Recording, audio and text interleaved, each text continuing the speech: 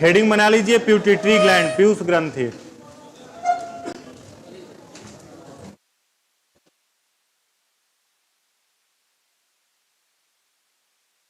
Pituitary gland heading बना लीजिए, पीयूष ग्रंथि। लिख क्या दिया आप, लिखे नहीं है पहले से?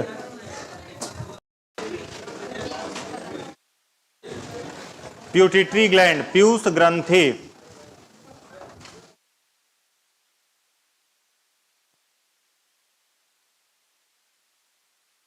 तीन बार बोल दिया आपने, 3 बार में भी नहीं सुना। इसका मतलब आप टावर को कहीं और पकड़े हुए हैं, पकड़े हैं ना। पीयूष ग्रंथि हेडिंग बनाइए, प्यूटिटरी ग्लैंड।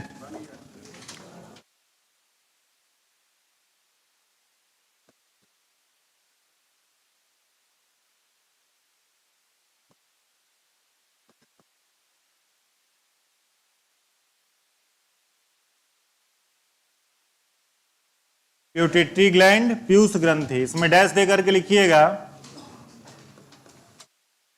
यह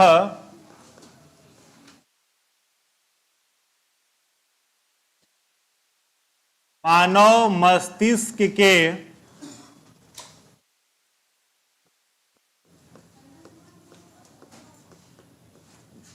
एस्फेनॉइड भाग में स्थित होती है।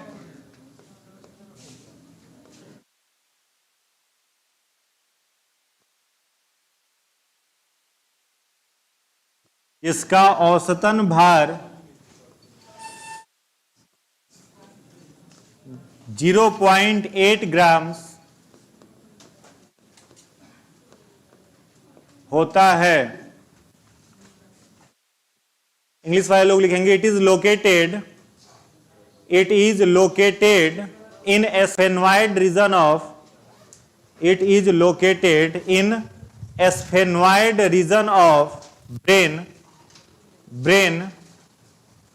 asphenoid region of brain, comma, it is about 0.8 grams in weight. It is about 0.8 grams in weight. दूसरा पॉइंट लिखिएगा, यह मानव शरीर की दूसरी सबसे छोटी ग्रंथि है। It is second smallest gland of human body. It is second smallest gland of human body. Next point लिखेंगे, इसे मास्टर ग्लैंड भी कहा जाता है। इसे मास्टर ग्लैंड भी कहा जाता है। It is also called masters gland. It is also called master gland. Next point लिखिएगा, अगला पॉइंट लिखिएगा, पराअवटु ग्रंथि, ब्रैकेट में पारा थायरॉइड, पराअवटु ग्रंथि, पाराथायरॉइड ग्लैंड को छोड़कर इसका नियंत्रण अन्य सभी ग्रंथियों पर होता है। इसका नियंत्रण और अन्य सभी ग्रंथियों पर होता है, एक्सेप्ट पाराथायरॉइड ग्लैंड। पाराअवटु ग्रंथि को छोड़कर इसका नियंत्रण अन्य सभी ग्रंथियों पर होता है, except parathyroid gland. It control all endocrine glands, और it control all endocrine gland. ठीक है, अब देखिए इसमें पहला पॉइंट हमने क्या लिखा है, यह मस्तिष्क के किस भाग में स्थित है? एस्फेनॉइड। एस्फेनॉइड मस्तिष्क का अगला भाग, इसको कहते हैं हम लोग हाइपोथैलेमस रीजन। क्या कहते हैं? Hypothalamus region. ठीक है, तो मस्तिष्क का यह भाग एकदम ये दोनों भावों के बीच में, यहां पर कौन सा ग्लैंड है? प्यूटिटरी ग्लैंड है। ठीक है, वजन कितना है इसका? 0.8 ग्राम। कई जगह पर 0.6 ग्राम लिखा रहता है, कुछ जगह 0.8 ग्राम। ठीक है, तो इसी बीच में रहेगा, कोई जो दिया रहे देख लीजिएगा। या मानव शरीर की क्या है? दूसरी सबसे छोटी ग्रंथि। पहले सबसे छोटी ग्रंथि कौन सी है? पीनियल। सबसे छोटी ग्रंथि मानव शरीर की पीनियल। दूसरी छोटी ग्रंथि कौन? प्यूटिटरी। अगर ऑप्शन में पीनियल ना हो तो टिक कर देना है प्यूटिटरी। ठीक है, ऑप्शन में यदि पीनियल नहीं लिखा हुआ हो, दिया हुआ हो मानव शरीर की सबसे छोटी ग्रंथि, तो आप प्यूटिटरी भी टिक कर सकते हैं, कोई दिक्कत नहीं है। इसे मास्टर ग्रंथि कहा जाता है क्योंकि यह बाकी सभी इंडोक्राइन ग्लैंड को कंट्रोल करता है। किस इंडोक्राइन ग्लैंड को कितने मात्रा में हार्मोन निकालना है, इसका नियंत्रण कौन करेगा? Pituitary gland. और सारे अंतःस्रावी ग्रंथियों को हार्मोन निकालने के लिए प्रेरित करने का भी काम कौन करेगा?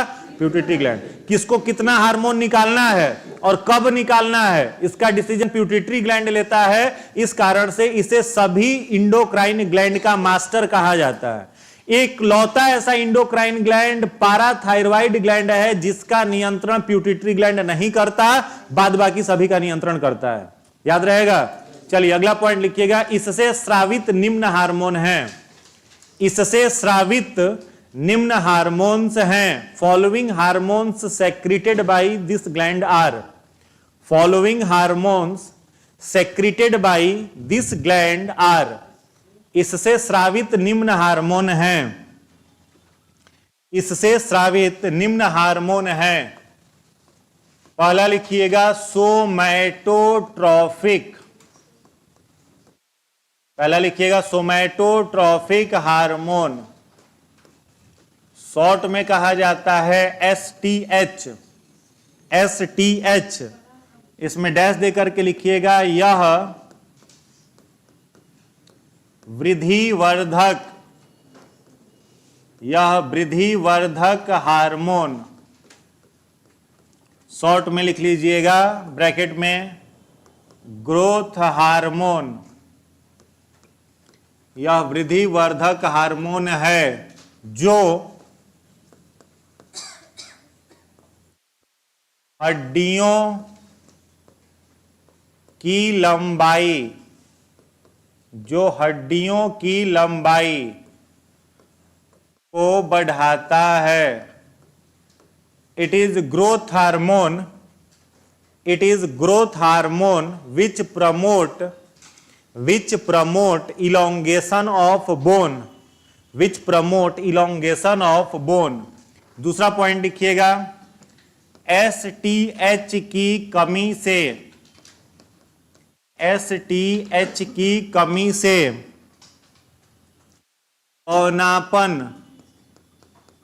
बौनापन रोग, ब्रैकेट में लिख लीजिएगा ड्वार्फिज्म, एवं एसटीएच की अधिकता से, एसटीएच की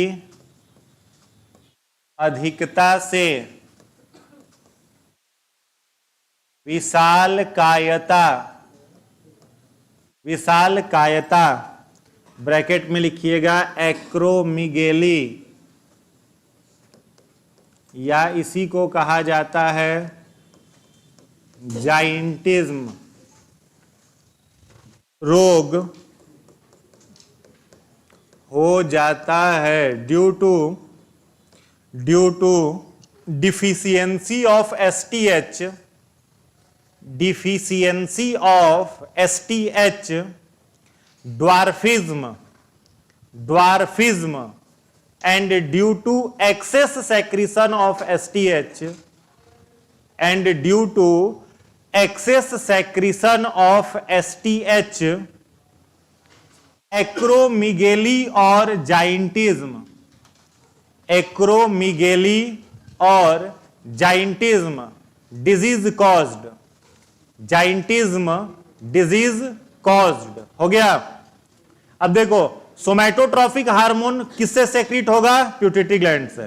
सोमैटोट्रोपिक हार्मोन का काम क्या है? इलोंगेशन ऑफ बोन, हड्डी का क्या करेगा? लंबाई बढ़ाएगा। तो स्वाभाविक बात है कि जिस व्यक्ति में एसटीएच की मात्रा कम हो जाएगी वो बौना हो जाएगा, जिसमें एसटीएच की मात्रा ज्यादा हो जाएगी उसका हाइट एबनॉर्मल, उसका भी हाइट जरूरत से ज्यादा हो जाएगा। तो जिसमें एसटीएच कम बनेगा उसको कौन सा रोग होगा? बौनापन। कई लोग शॉर्ट हाइट के रहते हैं ना, बौना जिसको कहा जाता है, उसके शरीर में किस हार्मोन की कमी होती है? एसटीएच की। और कई सारे लोग होते हैं जो विशालकायता माने नॉर्मल से हाइट उनका क्या है? ज्यादा, 8 फीट 8.5 फीट हाइट रहता है, ताड़ के पेड़ जैसे दिखते हैं, तो उनको कौन सा रोग है? विशालकायता। तो विशालकायता को क्या बोला जाता है? एक्रोमिगेली या जाइंटिज्म। जाइंट मतलब होता है दानव, जाइंट मतलब क्या होता है? दानव। तो दानवाकार शरीर, हाइट बहुत लंबा हो जाता है। तो दोनों किसके कारण होगा? किसके कारण होगा? एसटीएच के कारण से होगा, याद रहेगा। चलिए दूसरा हार्मोन लिखिएगा, दूसरा हार्मोन लिखिएगा थायराइड स्टिमुलेटिंग हार्मोन। दूसरा हार्मोन लिखिएगा थायराइड स्टिमुलेटिंग हार्मोन, ब्रैकेट में लिखिएगा टीएसएच। टीएसएच, हाँ, ये ज्ञान आप अभी तक नहीं दिए थे ना, इसीलिए नहीं लिख रहे थे। अभी आप ज्ञान दे दिए तो हिंदी लिखेंगे। अब टीएसएच के फुल फॉर्म तुम्हारे लिए हिंदी में हम लिख दें, भी बोलने से पहले नहीं कि माइंड में प्रोसेस कर लें, डायरेक्ट मन में आया मुंह से निकल जाता है आप लोगों के। अब टीएसएच का फुल फॉर्म हिंदी में कौन सी लिख दें हम?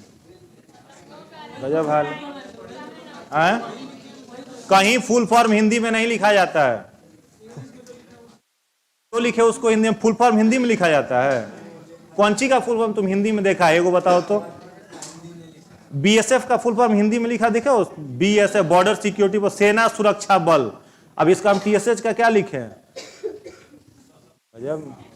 हाँ, सशक्त सीमा बल लिखो।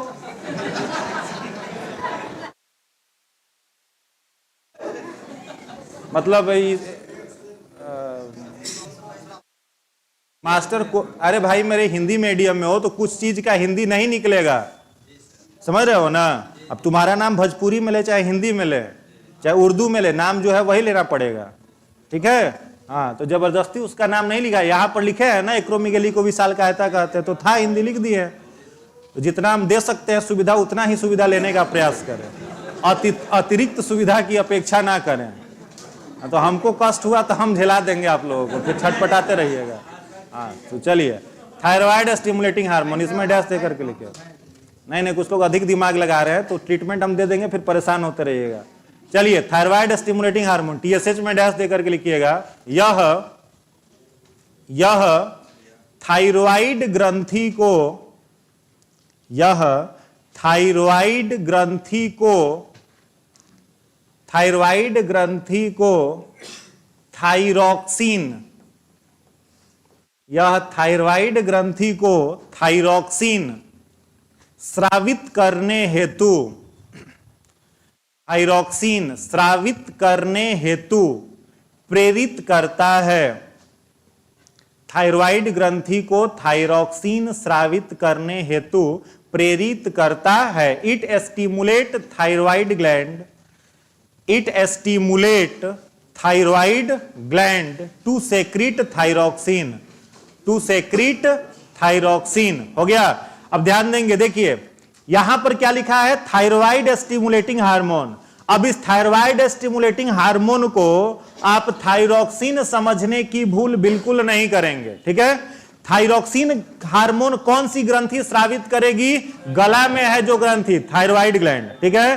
तो ये थायराइड ग्लैंड थायरॉक्सिन हार्मोन निकाले, इसके लिए प्यूटिटरी ग्लैंड इसे डिस्टर्ब करता है टीएसएच हार्मोन निकाल करके। बात समझ में आ रहा है? थायरॉक्सिन कौन स्रावित करेगा? Thyroid gland.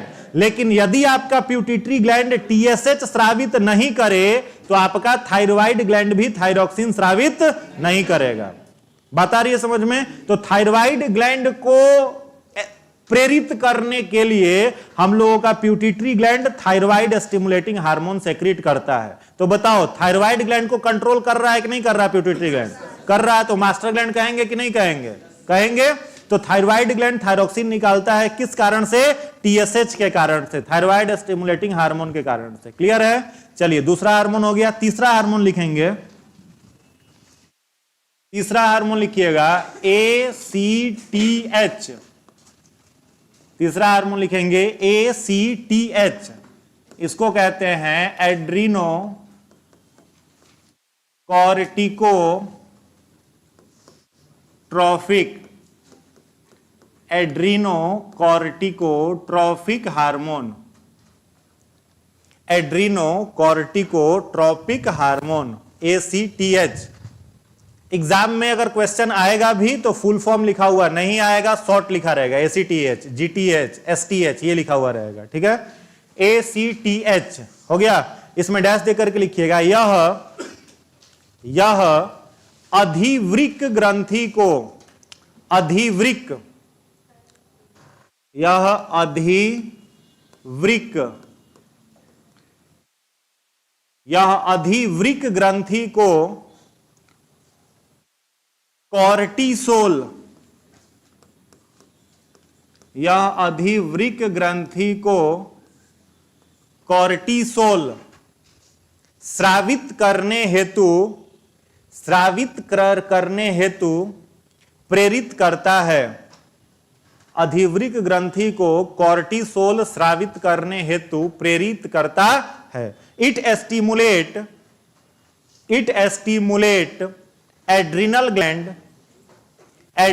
Gland to secrete cortisol, to secrete cortisol, CORTISOL। अब ध्यान देंगे, देखिए ये कॉर्टिसोल जो है यह क्या है? हार्मोन का नाम है। ठीक है, अब इस हार्मोन के अंतर्गत 3 प्रकार के हार्मोन आते हैं। इसका नाम आप अभी नहीं लिखेंगे, समझने के लिए बता रहे, आगे लिखाएंगे। एक हार्मोन होता है जिसको हम लोग कहते हैं मिनरल कॉर्टिसोल।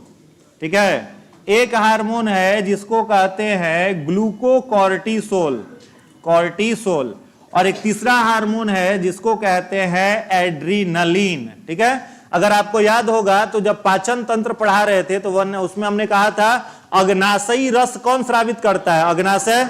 और अग्नाशयी रस के अंदर क्या है? 4 चीजें थी, ट्रिप्सिन था, लाइपेज था, एमाइलेज था, न्यूक्लियस था। ठीक वैसे ही कॉर्टिसोल एक हार्मोन है और ये इन 3 हार्मोन को मिला करके तैयार होता है। और इस कॉर्टिसोल को स्रावित कौन सा ग्लैंड करता है? अधिवृक्क ग्रंथि। और अधिवृक्क ग्रंथि कहां पर होता है? किडनी पर। ठीक है, तो हम लोगों का अधिवृक्क ग्रंथि जो किडनी पर है वो प्रॉपर कॉर्टिसोल निकाले, उसको कॉर्टिसोल निकालने के लिए प्रेरित कौन सा हार्मोन करेगा? ACTH। This ACTH is not cortisol, it only functioning to stimulate adrenal gland to secrete it. ठीक है, या एड्रिनल ग्लैंड को केवल प्रेरित करेगा कि वो कॉर्टिसोल निकाले। बात आ रही है समझ में? तो एड्रिनल ग्लैंड कौन सा हार्मोन निकालेगा? कॉर्टिसोल। और एड्रिनल ग्लैंड को कॉर्टिसोल निकालने के लिए पिट्यूटरी ग्लैंड कौन सा हार्मोन निकालेगा? ACTH। ठीक है, अब इन सबका काम अलग अलग है। ये हम लोगों के शरीर में खनिज लवण को क्या करता है? मिनरल्स को मेंटेन करता है।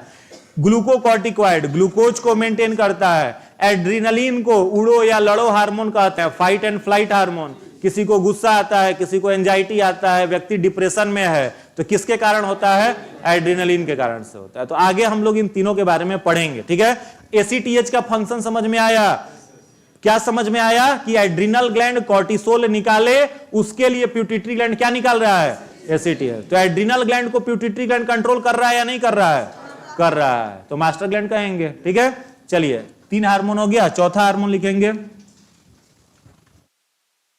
चौथा हार्मोन लिखिएगा ADH। ADH इसको कहते हैं anti diuretic, anti diuretic hormone ADH। ADH anti diuretic hormone. इसमें डैश दे करके लिखिएगा यह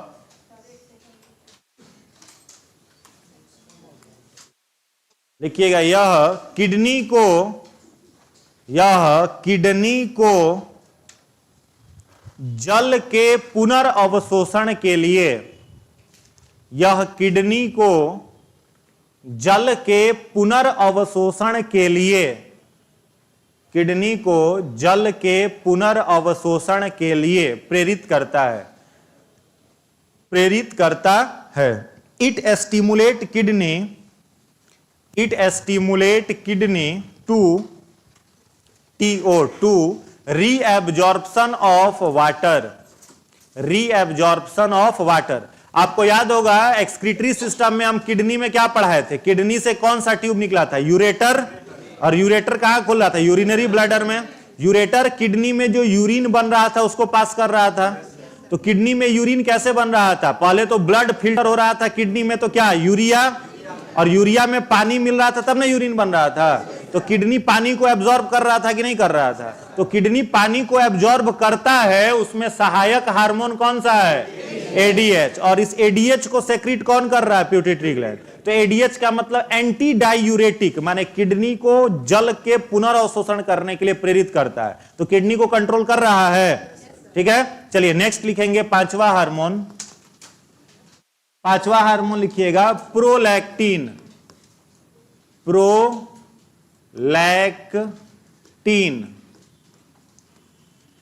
या इसी को कहा जाता है लैक्टोजेनिक,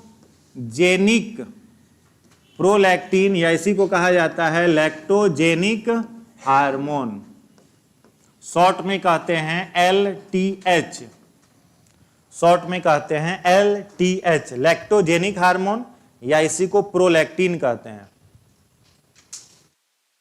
इसमें लिखिएगा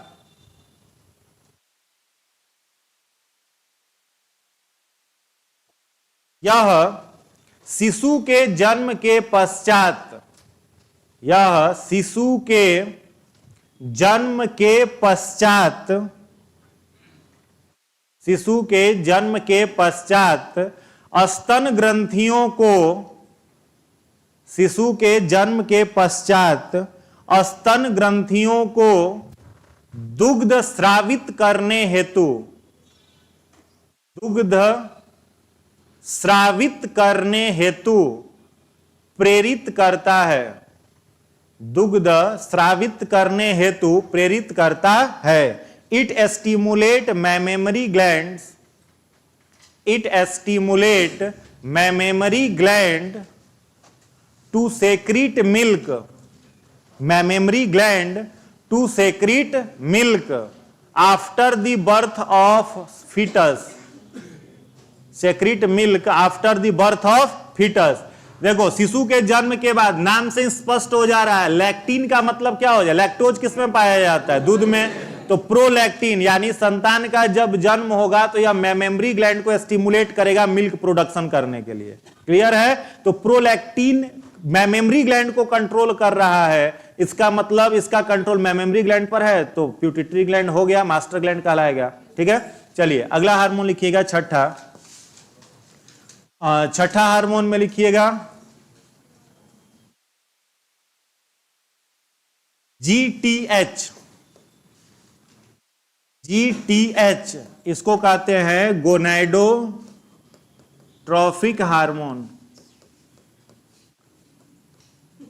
GTH gonadotropic hormone, gonadotropic hormone GTH, इसमें डैश देकर के लिखना, इसके अंतर, इसमें लिखना, इसमें दो हार्मोन शामिल हैं, इसमें दो हार्मोन शामिल हैं जो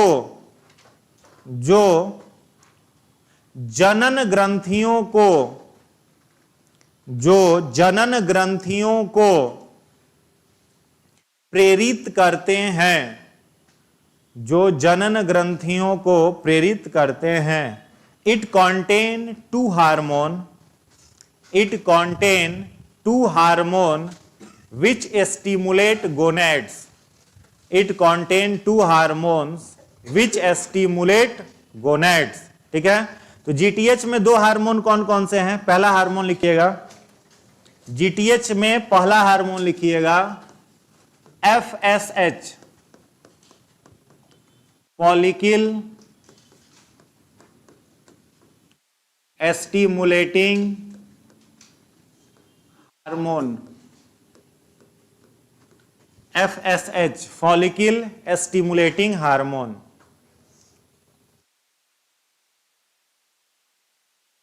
हो गया? इसमें डैश दे करके लिखिएगा, यह नर में, यह नर, नर मतलब मेल, यह नर में शुक्राणु जनन, यह नर में शुक्राणु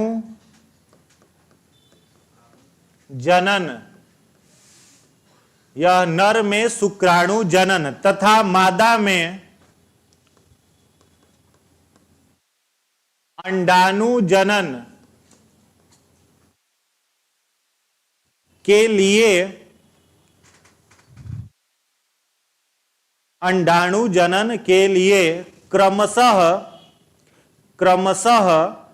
वृषण तथा अंडाशय, वृषण मतलब टेस्टिस, अंडाशय मतलब ओवरी, क्रमशः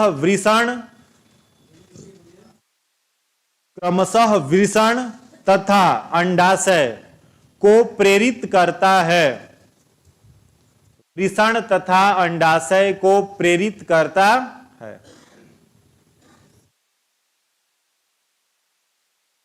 इसी का दूसरा हार्मोन लिखिएगा LH,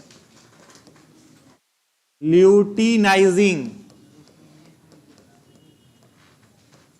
इंग्लिश में लिख लो, it stimulate testis in male, it stimulate testis in male for spermatogenesis, SPERMATOGENIS,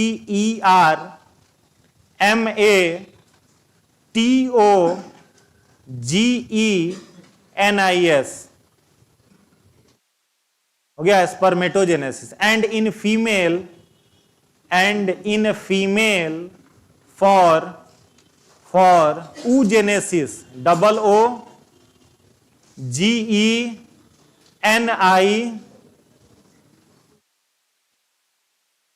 OOGENISIS, oogenesis। हो गया? इसमें लिखिएगा ल्यूटिनाइजिंग हार्मोन में यह नर में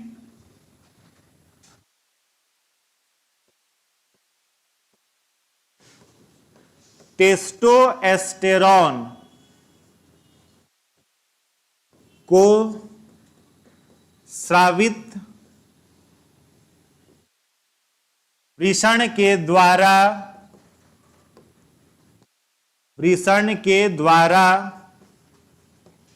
कराता है, जबकि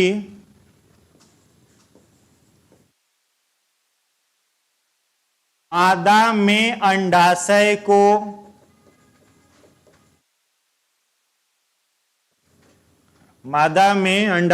को एस्ट्रोजन स्रावित करने हेतु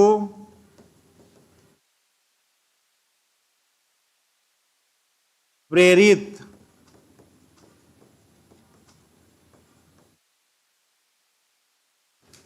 करता है।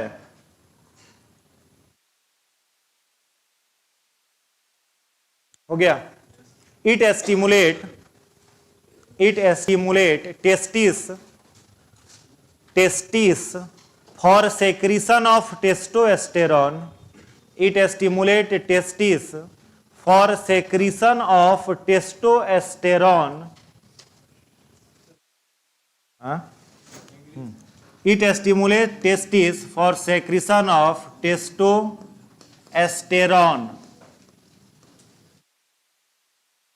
and ovary for secretion of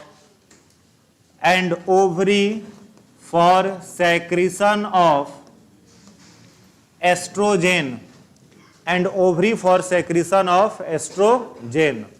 हो गया? अब 2 मिनट लिखना बंद करिए, इसको समझिए। देखिए ये दोनों हार्मोन किस हार्मोन के अंतर्गत आएंगे? जीटीएच को का मतलब क्या हो गया? Gonadotropic hormone. गोनैड्स का मतलब मेल में टेस्टिस और फीमेल्स में ओवरी, ठीक है? इन दोनों को कहते हैं अब थोड़ा सा इसको समझते हैं। देखो, टेस्टिस हो या फिर ओवरी हो, ये दोनों दो चीजों को सेक्रीट करता है। पहला जो चीज ये दोनों मिलकर सेक्रीट करते हैं वो कहलाता है गैमिट, जिसे युग्मक कहते हैं, और दूसरा ये सेक्रीट करते हैं जिसे कहा जाता है लिंग हार्मोन या फिर सेक्स हार्मोन कहते हैं। ठीक है, टेस्टिस या ओवरी का क्या काम है? टेस्टिस भी गैमिट भी बनाएगा और हार्मोन भी बनाएगा, ओवरी भी गैमिट भी बनाएगा और हार्मोन भी बनाएगा। तो टेस्टिस जो गैमिट बनाता है वो नर में क्या कहलाता है? शुक्राणु, और मादा में ओवरी जो गैमिट बनाएगा वह कहलाएगा अंडाणु। ठीक है, टेस्टिस नर में जो लिंग हार्मोन बनाएगा उसको कहेंगे टेस्टोस्टेरोन। ठीक है, और मादा में क्या कहा जाएगा? एस्ट्रोजेन। तो टेस्टिस का दोनों काम हुआ ना, युग्मक भी बनाना और हार्मोन भी बनाना।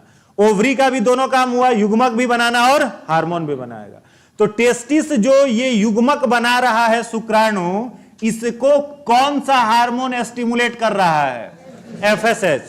ठीक है, शुक्राणुओं का निर्माण नर के शरीर में शुक्राणु जनन कहलाता है। जो आपने लिखा है ना, यह नर में शुक्राणु जनन को प्रेरित करता है, स्पर्मेटोजेनेसिस। तो शुक्राणुओं का निर्माण क्या कहलाता है? शुक्राणु जनन। वो नर के शरीर में कब शुरू हो जाता है? तो 12 से 14 साल की अवस्था के बीच में, जिसे प्यूबर्टी एज कहा जाता है मेल का।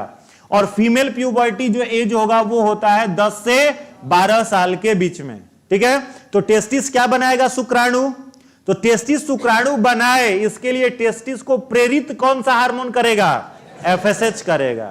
तो एफएसएच, पिट्यूटरी ग्लैंड टेस्टिस को कंट्रोल कर रहा है या नहीं कर रहा है? कर रहा है। दूसरा, टेस्टिस क्या बना रहा है? टेस्टोस्टेरोन। तो टेस्टिस टेस्टोस्टेरोन बनाए, इसके लिए प्रेरित कौन हार्मोन करेगा? एलएच। ठीक है, तो फीमेल में अंडाणु बनेगा कौन सा हार्मोन? एफएसएच। फीमेल में एस्ट्रोजन बनेगा कौन सा हार्मोन? एलएच। तो एफएसएच और एलएच दोनों किसके पार्ट हैं? जीटीएच के। बात समझ में आया? कोई दिक्कत? कोई दिक्कत नहीं ना? अब आया तो बैल बुद्धि होंगे। चलिए आगे बढ़ते हैं। हाँ, किन्हीं को है तो बताइए। अरे बैल बुद्धि कह दिए तुम, ऐसा नहीं कि नहीं पूछिएगा, जरूर पूछिए। चलिए, तो फीमेल प्यूबर्टी का एज कितना? 10 से 12 साल। मेल प्यूबर्टी का एज कितना? 12 से 14 साल। इस बीच में जीटीएच हार्मोन सेक्रेट करना पिट्यूटरी ग्लैंड शुरू कर देता है। क्लियर है? और टेस्टिस ओवरी आगे चल करके हम लोग देखेंगे। कितना हार्मोन टोटल हो गया? 6। लास्ट हार्मोन लिखिएगा 7वां, ऑक्सीटोसिन। पिट्यूटरी ग्लैंड का लास्ट हार्मोन लिखेंगे ऑक्सीटोसिन। ऑक्सीटोसिन, ऑक्सीटोसिन, इसमें डैश दे करके लिखिएगा। इसे प्रेम हार्मोन, प्रेम माने लव हार्मोन,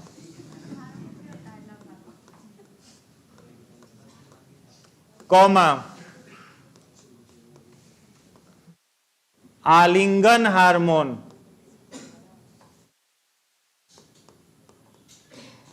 मतलब बॉन्ड या बाइंड हार्मोन इसको कहते हैं।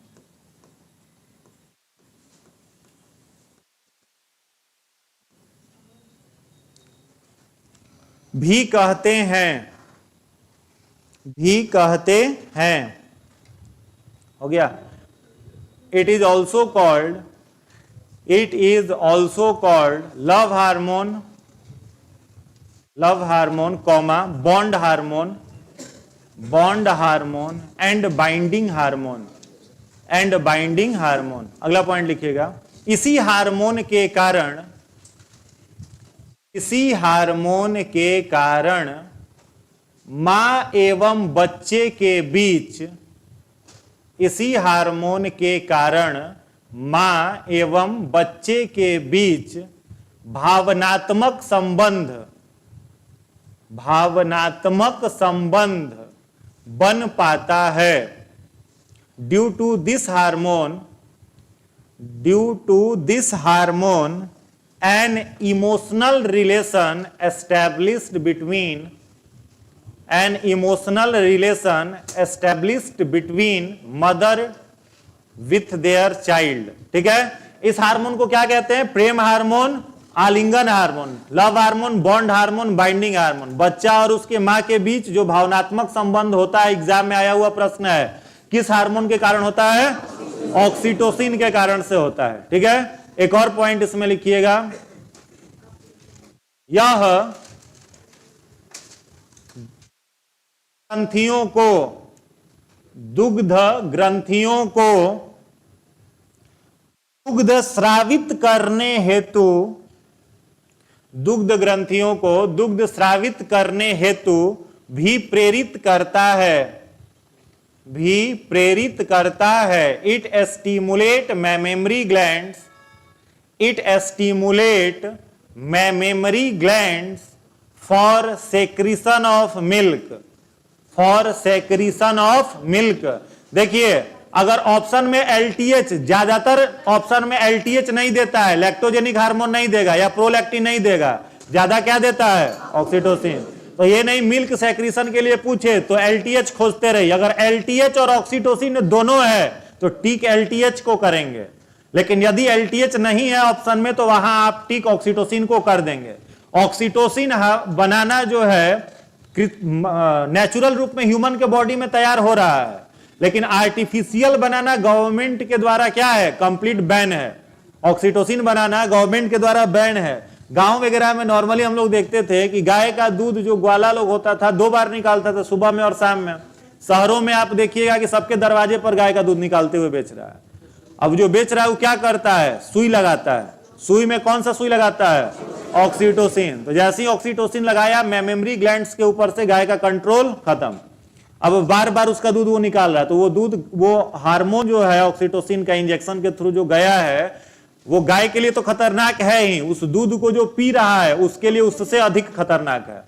रात में किसान क्या करता है, छोटा सा लौकी का फल निकला, उसमें सुई लगा दिया, अगला दिन वो 1-1.5 किलो का लौकी हो गया। अब जाके बाजार में बेच दे, दिखने में भी अच्छा है, हरा भरा है।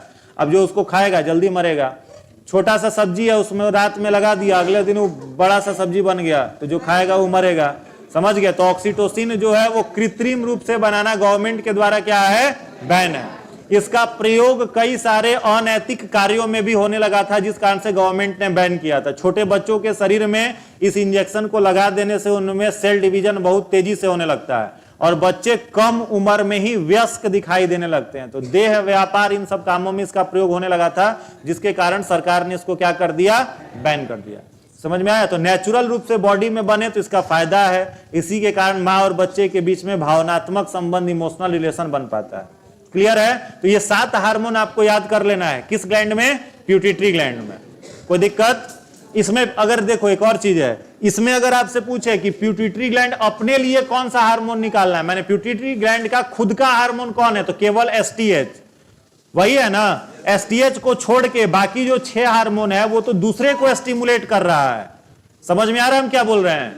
बाकी के जो 6 हार्मोन है वो दूसरी ग्रंथियों के लिए हैं, अपने लिए केवल एक हार्मोन है उसका, एसटीएच, जो इलांगेशन ऑफ बोन का काम कर रहा है। तो हम लोगों में जो काम एसटीएच का है, पौधे में वही काम ऑक्सिन हार्मोन का है। समझ में आ रहा है? पौधा में मैंने क्या लिखवाया था? ऑक्सिन को वृद्धिवर्धक हार्मोन लिखवाए थे। वही काम हम लोगों में कौन कर रहा है? एसटीएच कर रहा है, सोमैटोट्रोपिक हार्मोन कर रहा है। नेस्टोनाइट्स अलग सब हो गया वो सब। ठीक है, आगे बढ़े। चलिए दूसरा ग्लैंड लिखिएगा। दूसरा ग्लैंड ओवटू ग्रंथि, थायराइड ग्लैंड।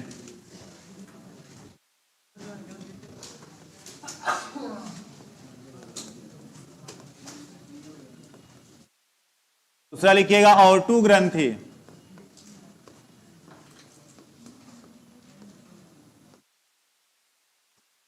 Thyroid gland.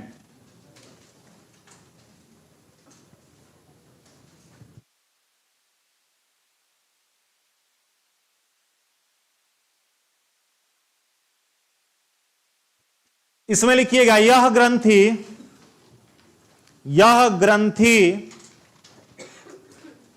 गले में, यह ग्रंथि गले में श्वास नली तथा ट्रैकिया के बीच, यह ग्रंथि गले में श्वास नली तथा ट्रैकिया के बीच स्थित होती है। श्वास नली एवं ट्रैकिया के बीच स्थित होती है। This is located this is located within neck between the space of trachea and windpipe, between the space of trachea and windpipe। ध्यान देंगे, देखो क्वेश्चन पूछे मानव शरीर की सबसे लंबी अंतःस्रावी ग्रंथि, तो थायराइड है, लिख लीजिएगा, यह सबसे लंबी अंतःस्रावी ग्रंथि है। It is longest endocrine gland, यह सबसे लंबी अंतःस्रावी ग्रंथि है, सबसे लंबी अंतःस्रावी ग्रंथि है। It is longest endocrine gland. ठीक है, कहां पर स्थित है? तो हम लोगों का गला का जो हिस्सा है ना, ये गला का हिस्सा कहां से निकला है? नाक से, नोज से निकला है। नोज नीचे आकर के किसमें खुला है? विंड पाइप, इसे क्या बोलेंगे? Wind pipe. और विंड पाइप में यहां आओगे तो क्या है? रेस्पिरेशन में पढ़ाए थे ना, ये हो गया आपका ट्रैकिया और यहां पर हो गया विंड पाइप। ठीक यहीं पर स्थित होता है कौन सा ग्लैंड? Thyroid gland. क्लियर है? तो थायराइड ग्लैंड सबसे लंबी ग्रंथि है, ट्रैकिया और विंड पाइप के बीच में स्थित है। चलिए नेक्स्ट पॉइंट लिखिएगा, यह थायरॉक्सिन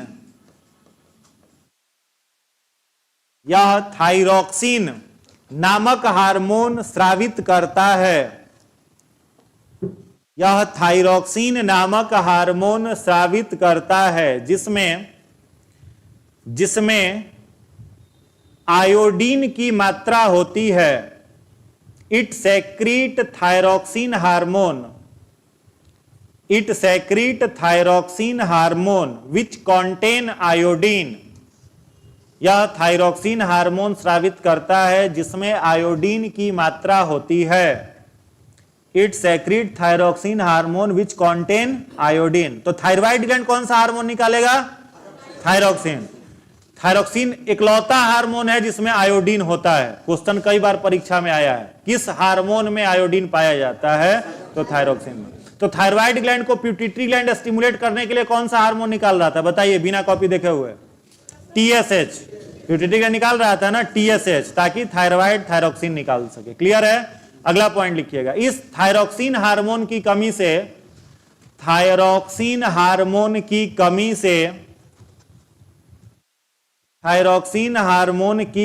से निम्न रोग होते हैं। ड्यू टू डिफिशियंसी ऑफ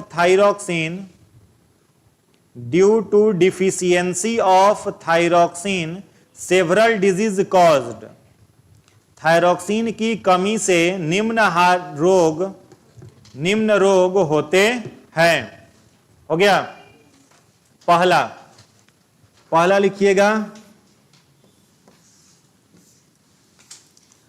लिखिएगा, क्रेटिनिज्म।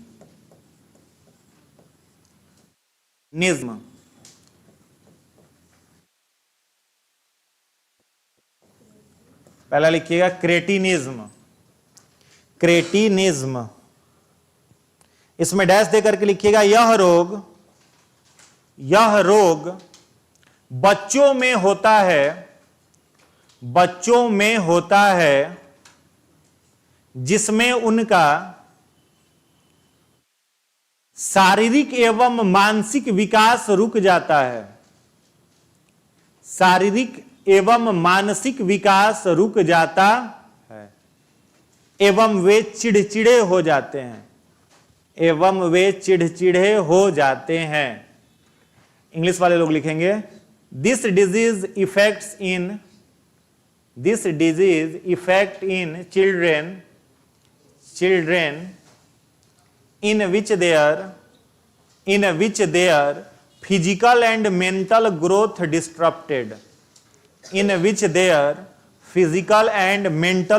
disrupted। यह रोग बच्चों में होता है जिसमें उनका शारीरिक और मानसिक विकास रुक जाता है। ठीक है, चलिए दूसरा डिजीज लिखिएगा,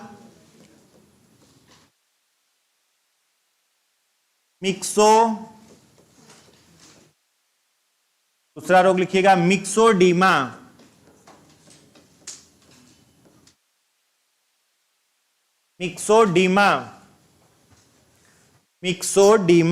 इसमें डैश दे करके लिखिएगा, यह रोग वयस्क व्यक्तियों में, वयस्क मतलब एडल्ट पर्सन, यह रोग वयस्क व्यक्तियों में होता है, वयस्क व्यक्तियों में होता है, जिसमें उनका चेहरा, जीभ, घुटने का निचला भाग, घुटने का निचला भाग, आंखों की पुतली, आंखों की पुतली, आंखों की पुतली में सूजन आ जाता है, आंखों की पुतली में सूजन आ जाता है, आंखों की पुतली में सूजन आ जाता है। This disease effects in adult person, this disease effect in adult person in which swelling occurs in their tongue, comma, skin, face, comma, eyelids, comma, lower feet, etc. ठीक है। तीसरा डिजीज लिखिएगा,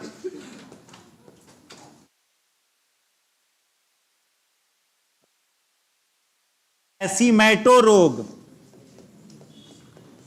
हैसीमैटो डिजीज, हैसीमैटो डिजीज, हैसीमैटो डिजीज हो गया। इसमें लिखिएगा, इस रोग को थायराइड ग्रंथि का आत्महत्या कहते हैं, इस रोग को थायराइड ग्रंथि का आत्महत्या कहते हैं। This disease is called suicide of thyroid gland, suicide of thyroid gland. इसी का अगला पॉइंट लिखिएगा, इसमें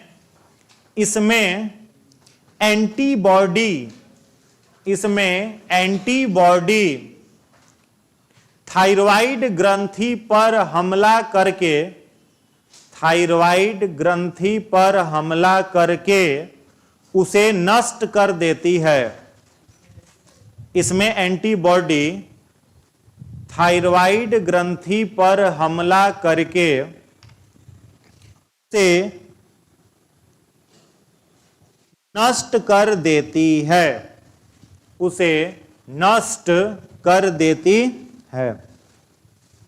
हो गया।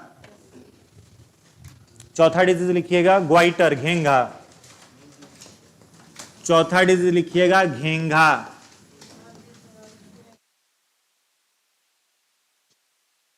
ग्वाइटर, इसमें डैश दे करके लिखिएगा, इस रोग में थायराइड ग्रंथि सूख जाती है, इस रोग में थायराइड ग्रंथि सूख जाती है,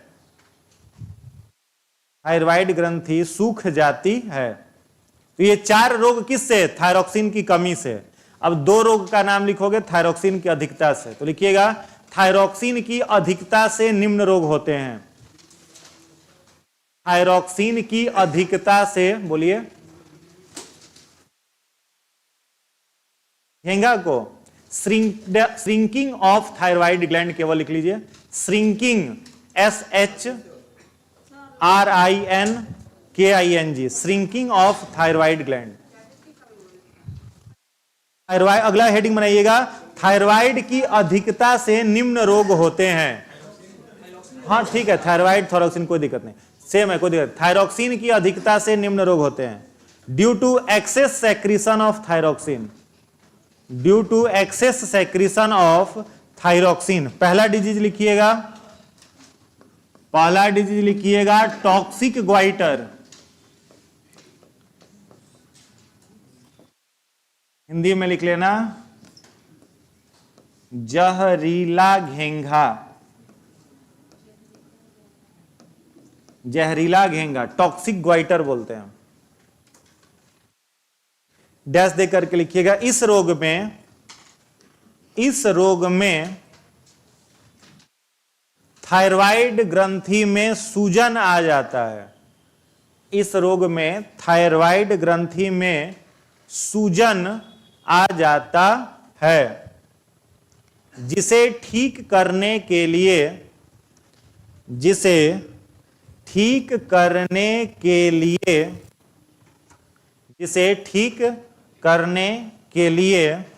सोडियम आयोडेट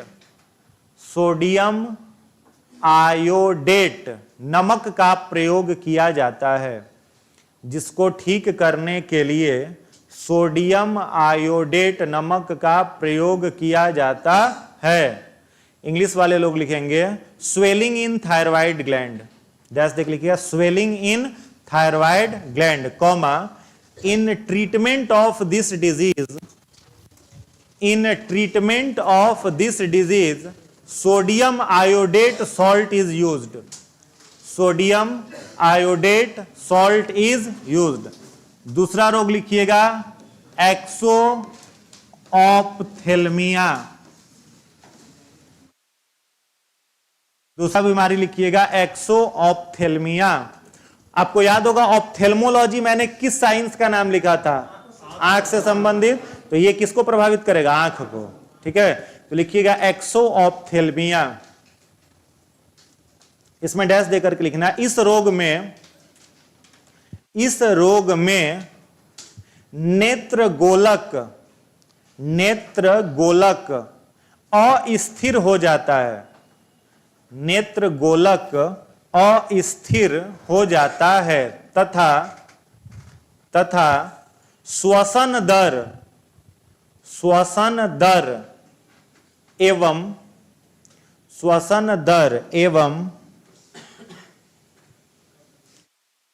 हृदय की धड़कन बढ़ जाती है, श्वसन दर एवं हृदय की धड़कन बढ़ जाती है।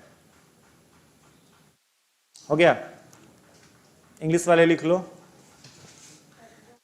इंग्लिश वाले लिखना एबनॉर्मल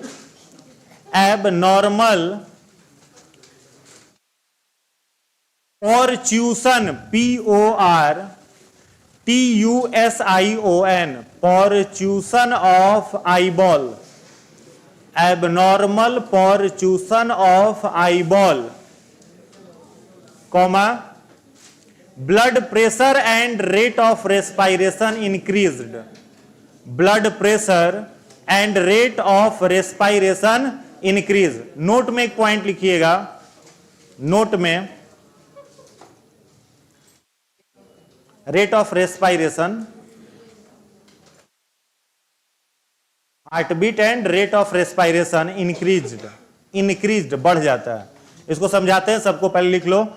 नोट में एक पॉइंट लिखिएगा, थायराइड ग्रंथि को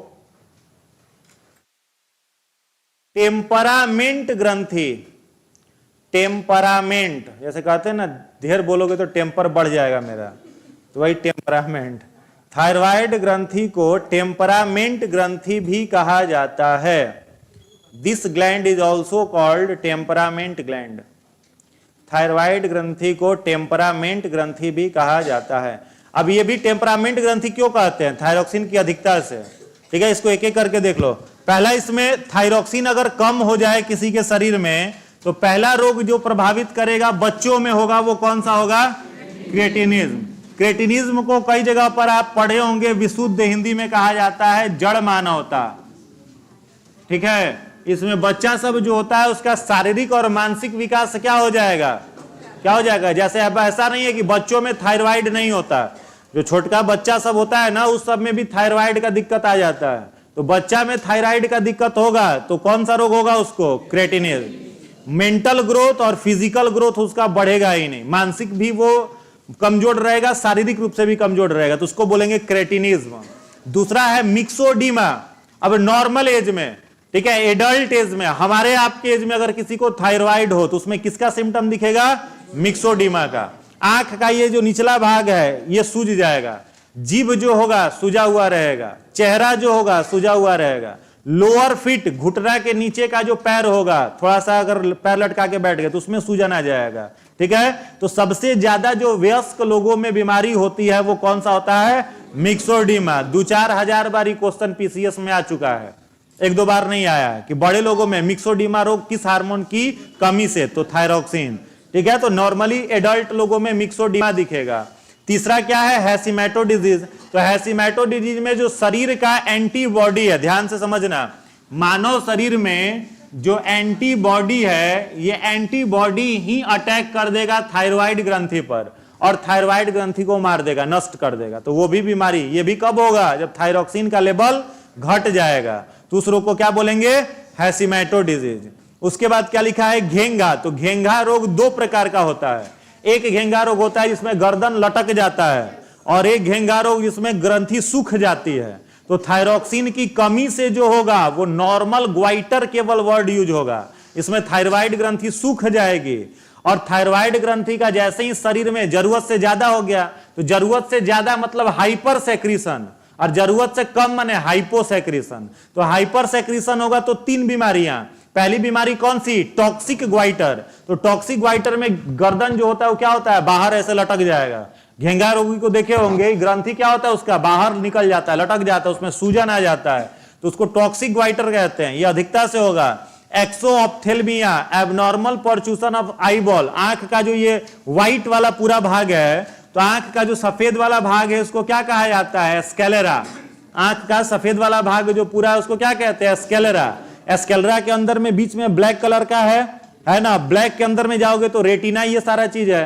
तो व्हाइट वाला जो भाग है स्केलेरा वो एबनॉर्मल प्रोट्रूशन हो जाएगा, वो लगातार हिलते रहेगा। ठीक है। तो ये बीमारी दिखने के लिए मिलती है, एबनॉर्मल प्रोट्रूशन। और साथ ही साथ एक्सोऑप्थेल्मिया में व्यक्ति का हार्ट बीट और रेट ऑफ रेस्पिरेशन, 1 मिनट में अगर नॉर्मल 15 से 17 बार व्यक्ति सांस लेता है तो ये भी दर उसकी बढ़ी हुई रहेगी। 1 मिनट में पल्स रेट यदि 72 बार है तो ये भी क्या होगा? बढ़ा हुआ रहेगा। और तीसरा टेम्परामेंट ग्रंथि।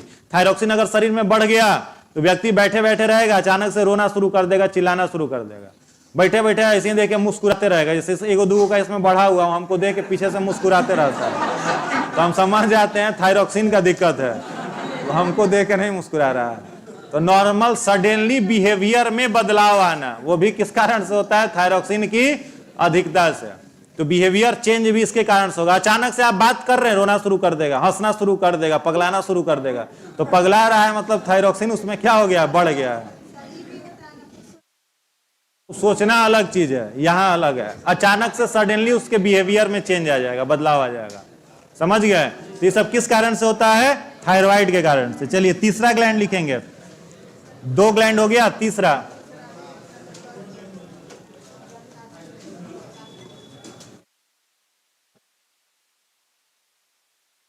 पाराथायरॉइड ग्लैंड। हिंदी में कहते हैं पराओटू ग्रंथि। पराओटू ग्रंथि। ठीक है। यही ना अपवाद था प्यूटिटरी ग्लैंड का, बस इसी को कंट्रोल प्यूटिटरी ग्लैंड नहीं करता है, बाद बाकी सभी को करता है। ठीक है। इसमें डैश दे करके लिखिएगा, यह थायराइड ग्रंथि के ठीक पीछे स्थित होता है। यह थायराइड ग्रंथि के ठीक पीछे स्थित होता है। It is located just behind the thyroid gland. It is located just behind the thyroid gland. अगला पॉइंट लिखिएगा, यह यह 2 हार्मोन स्रावित करता है। It secrete 2 hormone. यह 2 हार्मोन स्रावित करता है। It secrete 2 hormone. पहला लिखिएगा अंग्रेजी में लिखो, पाराथायरॉक्सिन। पहला लिखेंगे पाराथायरॉक्सिन, पाराथायरॉइड तो पाराथायरॉक्सिन, थायराइड तो थायरॉक्सिन, क्या पाराथायरॉक्सिन। इसमें डैश देकर के लिखिएगा। यह रक्त में कैल्शियम की मात्रा को घटाने का कार्य करता है, it decrease calcium level in blood, it decrease calcium level in blood, हो गया। और दूसरा लिखिएगा, दूसरा हार्मोन कैल्सीटोनिन, कैल्सीटोनिन, दूसरा लिखेंगे कैल्सीटोनिन, कैल्सीटोनिन। यह रक्त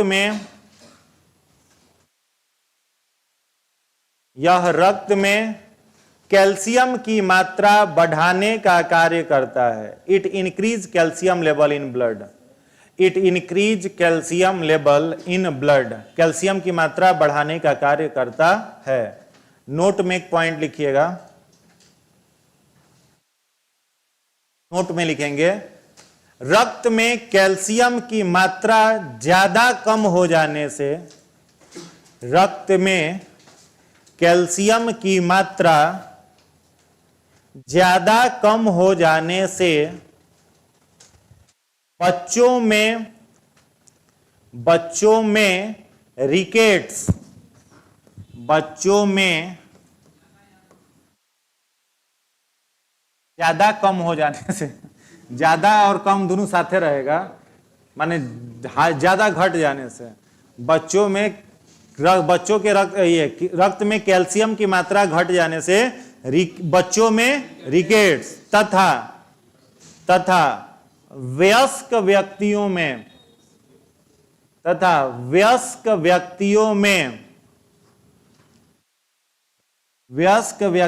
में osteomalacia,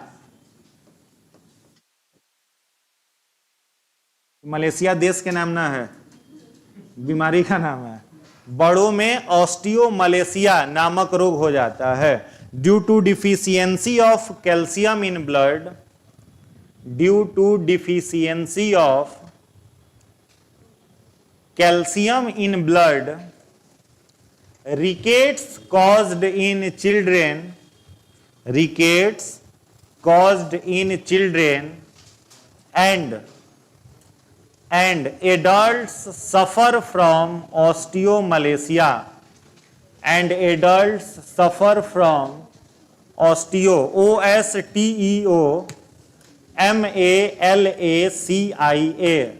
suffer from osteomalacia। English वाले भी कितना अच्छा हिंदी में लिखते हैं, क्या जी, लेकिन आप लोग हल्ला गुला करे लगते हैं, दोनों में मेहनत करना पड़ता है। चलिए हो गया ऑस्टियोमलेशिया। देखो पाराथायरॉइड कौन सा हार्मोन निकालेगा, दो हार्मोन। पहले पाराथायरॉइड है कहां, थायराइड के पीछे, just behind the thyroid gland. दो हार्मोन, पहला और पाराथायरॉक्सिन। तो पाराथायरॉक्सिन रक्त में कैल्शियम क्या करेगा, घटाएगा। का मतलब ये मत समझिएगा कि जरूरत से ज्यादा घटा देगा, कैल्सीटोनिन बढ़ा रहा है उसको नियंत्रित रखेगा, ठीक है, कंट्रोल करेगा। घटाने का मतलब ये नहीं कि रिकेट्स करवा देगा, वो मेंटेन रखेगा, ठीक है। तो रक्त में कैल्शियम की मात्रा घटाने का काम पाराथायरॉक्सिन का और कैल्शियम बढ़ाने का कैल्सीटोनिन, ठीक है। और ज्यादा रक्त में अगर कैल्शियम कम हो गया तो बच्चों में रिकेट्स में क्या होता है, हड्डियां नैरो और बेंड हो जाती हैं, बोन जो होता है वो पतला हो जाता है और मुड़ जाता है, तो बच्चा सब में रिकेट्स होता है। और बच्चों में ऑस्टियोमलेशिया या फिर इसी को ऑस्टियोपोरोसिस कहते हैं। तो ऑस्टियोमलेशिया के जांच के लिए एक टेस्ट किया जाता है जिसको बोन मैरो डेंसिटी टेस्ट कहते हैं, BMD टेस्ट। याद रखना है, ब्रैकेट में वहीं कहीं लिख लेना BMD ताकि याद रहे, bone mineral density, BMD full form लिख लेना, bone mineral density, bone mineral density BMD, ठीक है ना। तो BMD जांच किसके लिए किया जाता है, रक्त में चेक करने के लिए कि हड्डी में कैल्शियम कितना है, हड्डी में खनिज लवण कितना है। इससे पता चलता है कि ऑस्टियोमलेशिया है या नहीं है। इसमें क्या होता है, वयस्क व्यक्ति को अगर थोड़ा सा भी चोट लगे तो हड्डी वहां से फ्रैक्चर कर जाएगा, मुड़ जाएगा, टूट जाएगा, मल्टीपल फ्रैक्चर की दिक्कतें आती हैं, ठीक है। तो बीएमडी टेस्ट कराया जाता है। बड़ों में भी यही ऑस्टियोमलेशिया, हाँ डी के कारण ही होगा, डी ही ना बॉडी में कैल्शियम मेंटेन करता है। चलिए 2 डिजीज याद हो गया, आगे बढ़े। नेक्स्ट हेडिंग बनाइएगा थाइमस ग्लैंड। चलो जाओ, जिसको जाना है वो जा सकता है। चलो हम तो 12 बजे तक क्लास लेंगे। थाइमस,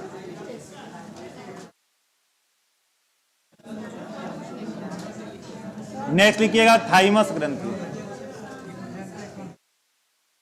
सबसे स्लो मेरा ही सिलेबस चल रहा है।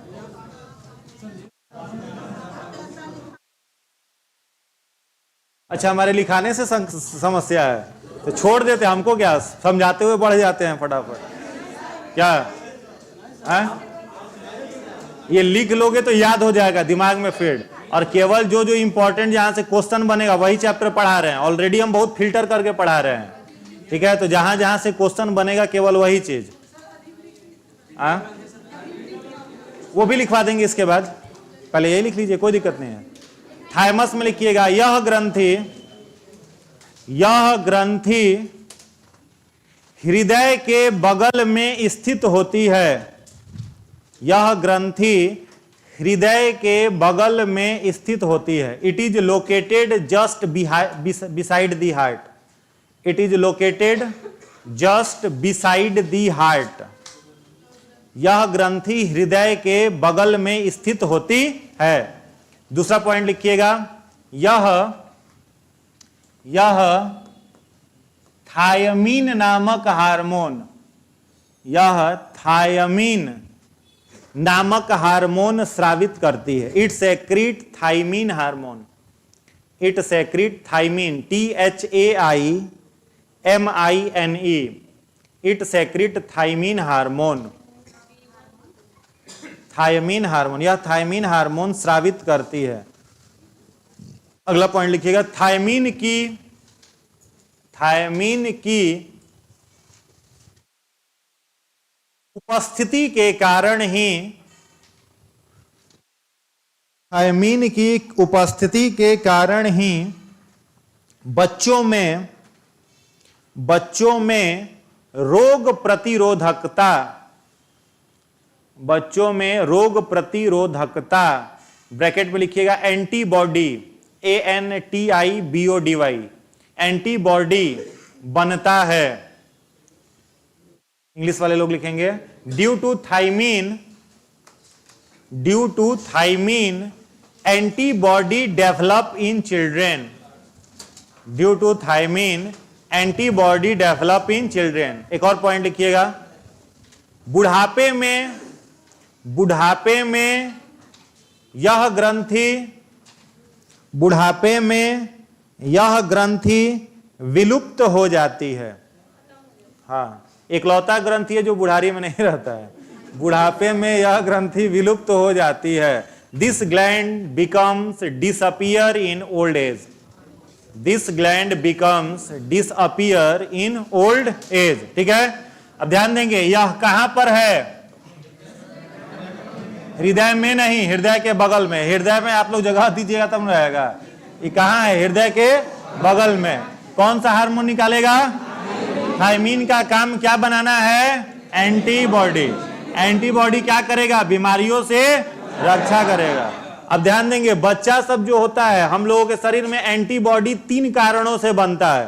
पहला, बच्चा जब जन्म लेता है तो डॉक्टर पहला चीज जन्म के साथ ही माँ को इंस्ट्रक्ट करती है, वो ये बताती है कि माँ का पहला दूध बच्चे को जरूर मिले। अगर पहला दूध माँ का बच्चे को नहीं मिला तो जीवन भर उसका बीमारी से लड़ने का शक्ति शरीर में मजबूत नहीं होगा। माँ के पहला दूध में होता है कोलेस्ट्रम। क्या होता है? कोलेस्ट्रम। और जो जिस कारण से दूध जो है माँ का पहला गाढ़ा पीला होता है, किस कारण से? कोलेस्ट्रम। और कोलेस्ट्रम सबसे पहले एंटीबॉडी बच्चे के शरीर में तैयार कर देता है। दूसरा एंटीबॉडी कौन देता है? थाइमीन। जन्म के साथ ही इस हार्मोन, इस ग्लैंड का विकास शुरू हो जाता है और ये रोग प्रतिरोधकता बनाना शुरू कर देता है। तो पहला कोलेस्ट्रम, दूसरा थाइमीन। और तीसरा कौन देता है? तो WBC, व्हाइट ब्लड सेल। ठीक है, इन तीनों के कारण शरीर में क्या बनता है? एंटीबॉडी बनता है। याद रहेगा। चलिए आगे बढ़ते हैं। अगला हेडिंग बनाइएगा पीनियल ग्लैंड, लास्ट। इसके बाद 2 ग्लैंड छोड़ देंगे अगले क्लास के लिए। Last pineal.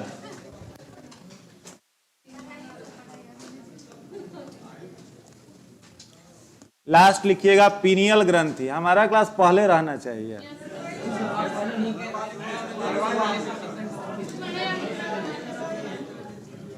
पहले रहता था आप लोग। हम 1.5 घंटा भी अभी नहीं पढ़ाए हैं। हम आए थे कितने बजे? 10:30 में। अभी 12 भी नहीं बचा है। सोचो 1.5 घंटा भी हमने नहीं पढ़ा, 1 घंटा ही पढ़ाए हैं। अब 1-1 घंटा पढ़ोगे तो कहियो खत्म नहीं होगा, हम पहले बता रहे हैं।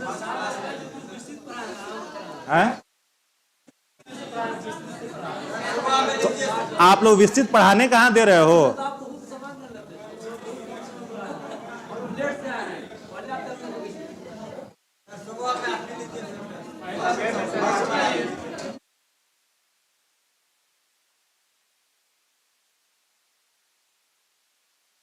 पहला क्लास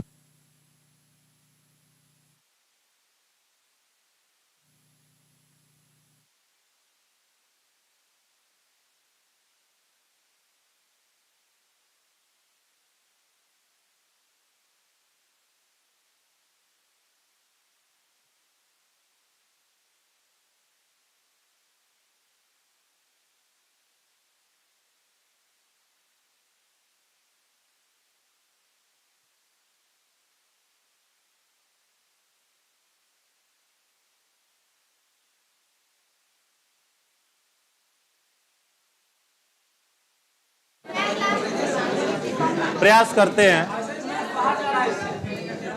घर पर बनाइए मैथ, तब होगा।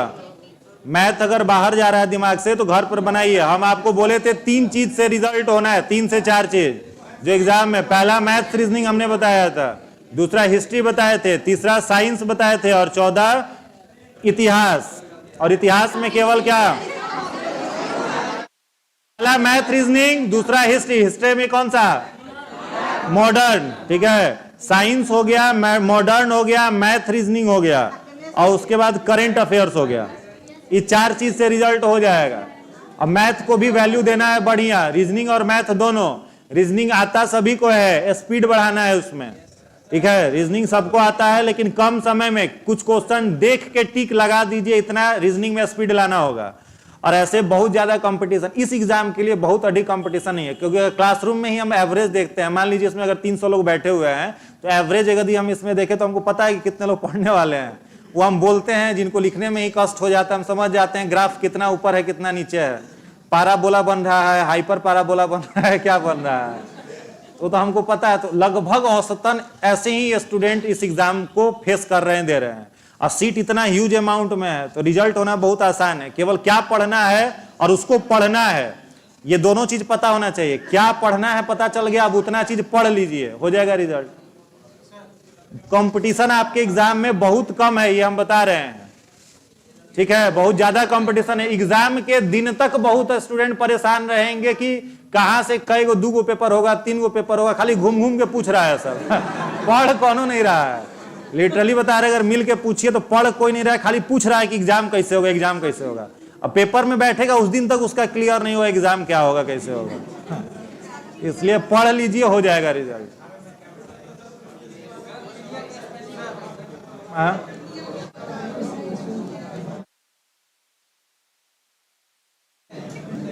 इसमें लिखिएगा, यह मानव शरीर की सबसे छोटी ग्रंथि है।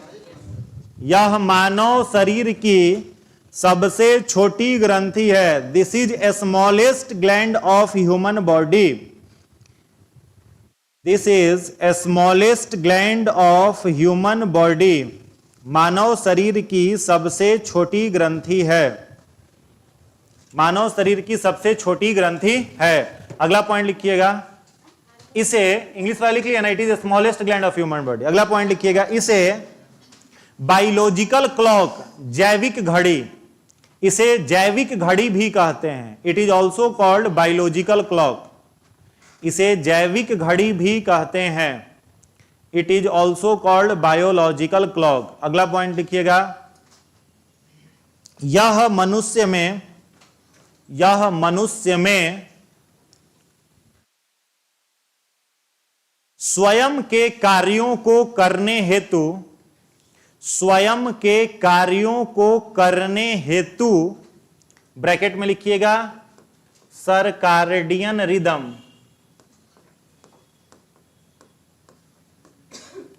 स्वयं के कार्यों को करने हेतु ब्रैकेट में लिखिएगा सर्कार्डियन रिदम,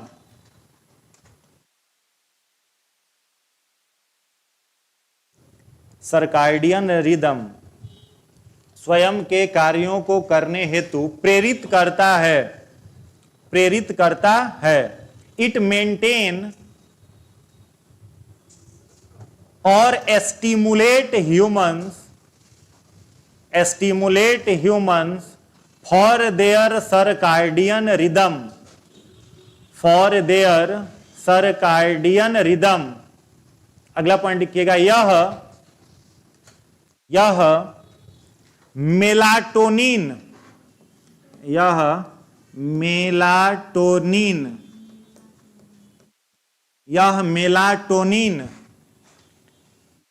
नामक हार्मोन स्रावित करता है। इट सेक्रीट मेलाटोनिन हार्मोन, यह मेलाटोनिन हार्मोन स्रावित करता है, जिस कारण से हमें नींद आती है। जो ज्यादा सुतता है उसमें ज्यादा मेलाटोनिन निकलता है। It is responsible for sleep. ठीक है, हो गया। अब देखिए फटाफट देखिए, पहला सबसे छोटा ग्रंथि कौन? पीनियल। अगर पीनियल ऑप्शन में नहीं रहे तो टिक किसको कर देना है? पिट्यूटरी को। ठीक है, तो पीनियल सबसे छोटा ग्रंथि है। इसको क्या कहते हैं? Biological clock. जैसे अगर आपको 8 बजे एक सप्ताह खा लो तो एक सप्ताह बाद 8 बजे ही आपको भूख लगनी शुरू हो जाएगी, गारंटी है। वो क्या कहलाता है? Biological clock. घर से पटना है तो घर से है तो सुबह में मजबूरी है 5-6 बजे जगना है, मैक्सिमम 5 बजे, उससे लेट उठोगे तो कला हो जाएगा घर में। और यहां आ गए तो ऑटोमेटिक एक सप्ताह तक 5 बजे नींद खुलेगी, और एक सप्ताह बाद यहां का चीज हो सकता है आप पर डोमिनेंट हो जाए। तो ऑटोमेटिक आपका शरीर एक निश्चित समय पर जो फंक्शन करता है, उसी कारण से मानव शरीर का सर्कार्डियन रिदम उसको कहते हैं, स्वयं के कार्यों को निर्धारित समय पर प्रेरित करना। ठीक है, और इसको क्या कहते हैं? Biological clock. हम लोगों को नींद किस हार्मोन के कारण आता है? मेलाटोनिन। देखिए एक और हार्मोन है जिसको हम लोग कहते हैं मेलानिन। तो मेलानिन और मेलाटोनिन दोनों अलग अलग है, कंफ्यूज मत होना। मेलानिन के कारण त्वचा का रंग होता है। ठीक है, जिस व्यक्ति में मेलानिन की मात्रा ज्यादा होती है व्यक्ति काला होता है, और जिसमें मंगरेला सुना रहा है, जिसमें मेलानिन ज्यादा होगा व्यक्ति क्या होगा? काला, और जिसमें मेलानिन कम होगा व्यक्ति क्या होगा? गोरा। तो मेलानिन जो है वो शरीर के त्वचा का निर्धारण करेगा, और मेलाटोनिन के कारण क्या आता है? नींद।